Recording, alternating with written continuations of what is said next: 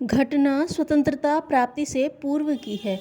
उस समय विधानसभा के सभापति बाबू राजेंद्र प्रसाद सभा की कार्यवाही का संचालन करते थे। सभासदों द्वारा कई बार ऐसी परिस्थितियां उत्पन्न कर दी जाती जिनका समाधान करना बड़ा मुश्किल होता।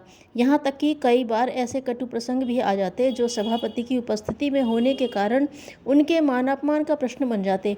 एक बार ऐसा ही प्रसंग हुआ।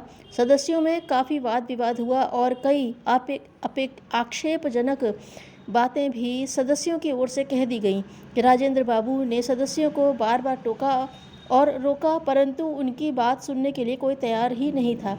राजेंद्र बाबू को यह बड़ा बुरा लगा और उन्होंने निश्चय किया कि जहाँ के सदस्य सदन की गरिमा को ही नहीं समझते, सभापति की वरीयता को स्वीकार नहीं करते, उस सदन की अध्यक्षता से ही मैं त्यागपत्र दे दूंगा।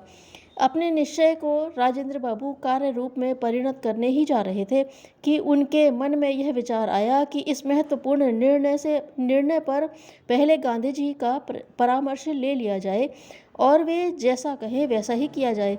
राजेंद्र बाबू त्यागपत्र का प्रारूप लेकर बापू के पास गए। बापू को चिंतित और गंभीर मुद्रा में देखकर गांधी जी ने आते ही पूछा, क्या कोई खास बात हो गई है? राजेंद्र बाबू ने सारी बातें कह सुनाई। गांधी जी ने कुछ विचार करते हुए पूछा, यह सारा घटनाक्रम तो तुमने बता दिया, अब तुम क्या चाहते हो यह बोलो। मैं सोचता हूँ कि जब सदस्य अनुशासन को नहीं मानते तो मेरा उस पद पर रहना बेकार है, राजेंद्र बाबू ने कहा।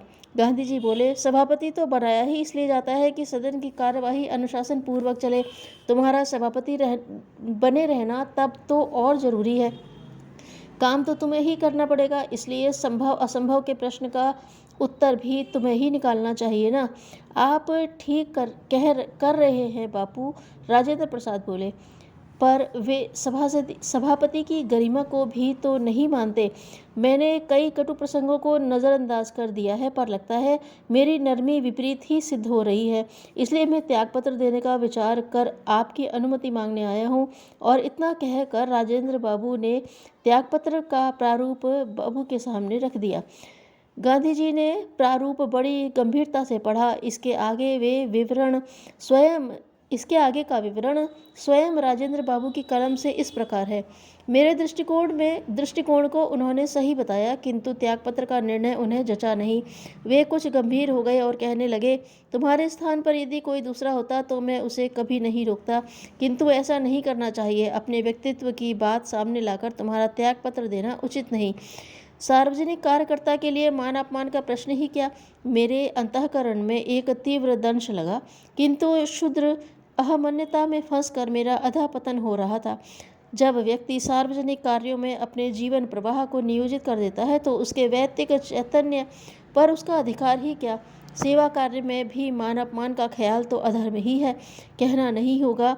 राजेंद्र बाबू ने अपना निर्णय बदल दिया और गांधी जी का कहना मानकर अध्यक्ष पद छोड़ने का विचार त्याग दिया। सदाचारी, शांत तथा सहिष्णु व्यक्तियों का संपर्क उत्तेजना का प्रतिभाशाली उपचार है।